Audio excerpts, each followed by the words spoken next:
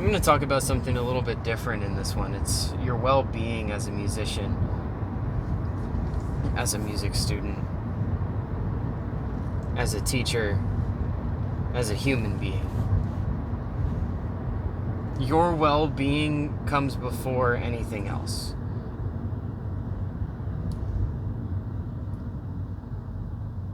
That is not the same thing as saying avoid responsibilities. Because taking care of yourself is a responsibility.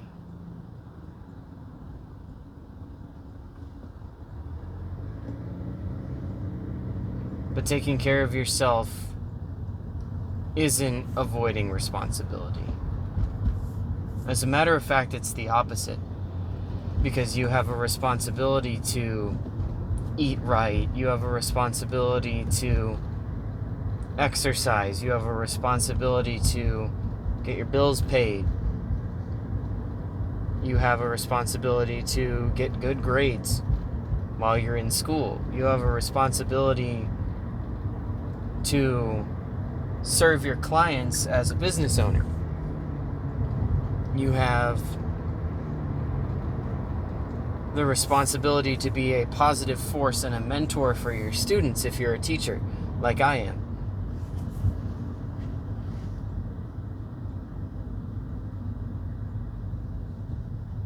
You have responsibilities that you can't avoid just because you don't feel like it. And that's something that I think gets lost in today's world with the self-care and the blah, blah, blah. Mental health this, mental health that. Now, I'm not going to discount mental health issues because I've had my fair share over my time in college, and since I've been out of the field, I'm not discounting it because it is real. But running from those issues doesn't help those issues that you have. If you have anxiety, you need to take action about something. If you have any feeling, it's telling you something. It's not the truth, it's just a signal. And that's something that as I've put that thought process into practice, my life has improved. My ability to do things has skyrocketed. I'm able to handle more. I'm able to go more places, manage more things. You get the picture. So how do you get to a point where you can do that? That's where the physical well-being and things like that come in.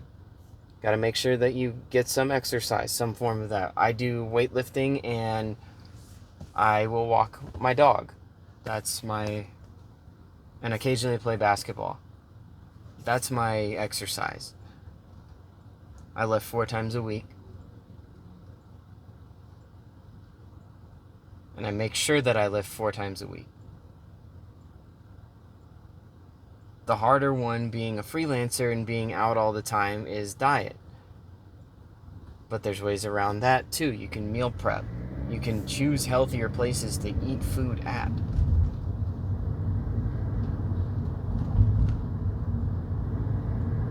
It's not always easy to do that, especially for me, because I love a good burger, you know. I do like me a good cheeseburger. But it's something that I'm working on.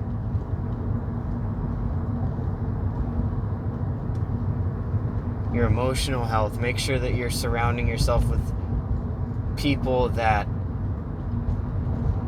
are invested in your growth, that are invested in you being the best version of you. That doesn't mean that they're only ever saying nice things about you or to you. That's not what that means. That's a yes man. That is basically just a paid actor at that point.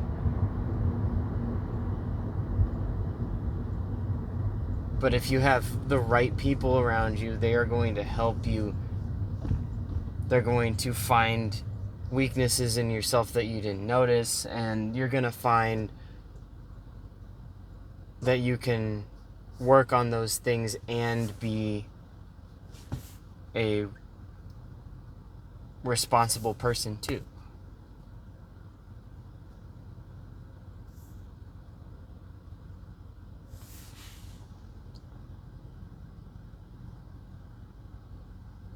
So that's physical, mental, emotional, spiritual. This one has been very, very big for me. In the face of physical, mental, and emotional health challenges, my relationship with God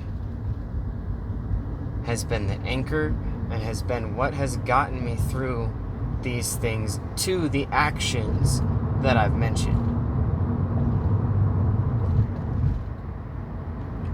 Because when you have God in your corner,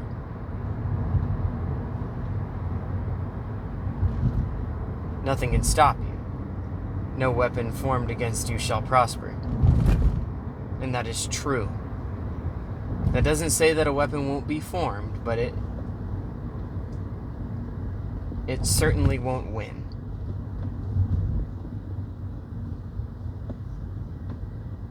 And that is something that you can hold steadfast in, and you can be even keeled, especially when things get tough, because that's always a possibility. As a matter of fact, I would even call it a guarantee.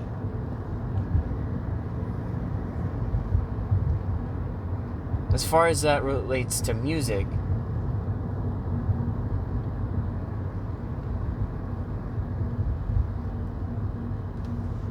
music is a great way for you to understand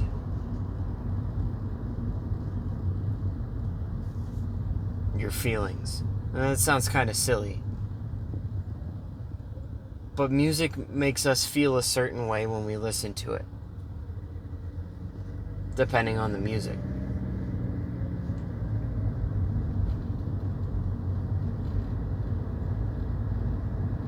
Music always brings me joy and is something I can come back to,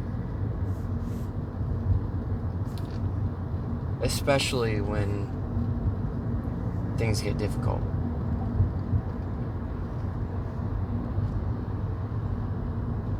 It's like a safe place.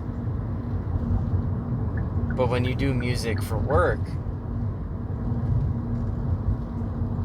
it can be tough. You know, you're like, man, I don't want to do this right now.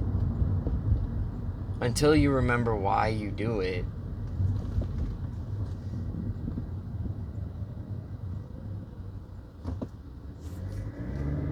And then everything is settled and you have a fire like you've never had. You go from not wanting to touch your horn to wanting to do it for the rest of your life in a matter of minutes. I had a period of time when I was in college where I didn't, after my lesson and the last wind ensemble rehearsal of that 1 week, that Wednesday,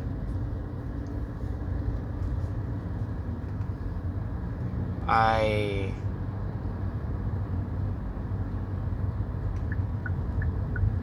put my horn in its case. I put it in my room, and I left it there. On my trip to Florida, I left it.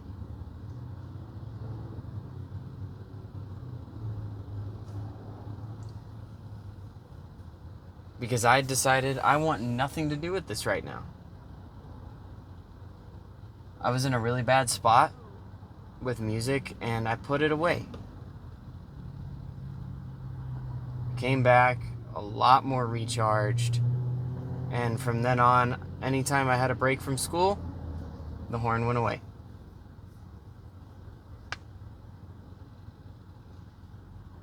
But now, with it being a career officially,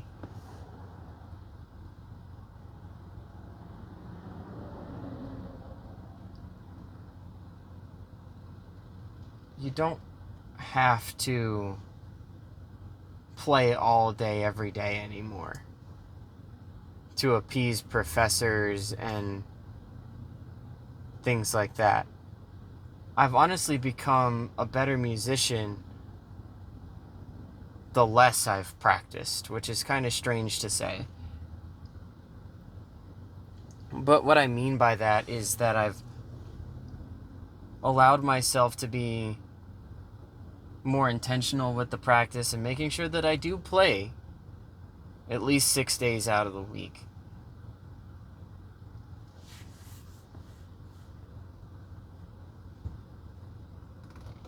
But I don't have to play for like 3 hours a day anymore.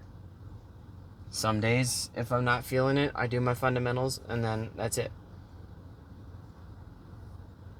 Some days, if I'm feeling really good, I do more than that. And even more than that if I feel great. There's always something you can do. And practicing isn't always playing. You can do other forms of practice. But that's another type of video.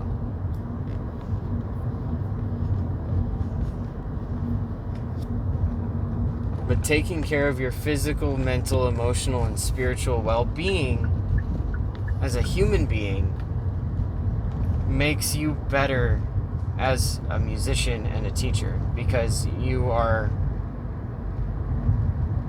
far closer to the best version of yourself when you do that. And I wouldn't want to be anything less. That's really what it boils down to.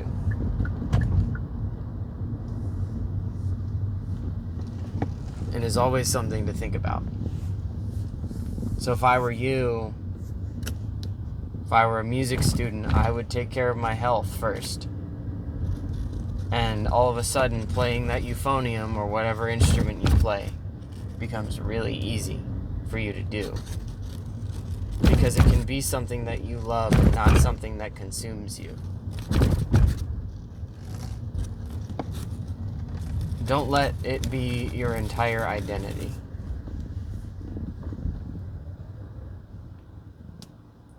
Let who you are be your identity. And let music be an expression of that identity. And your success as a musician and as a teacher is going to skyrocket.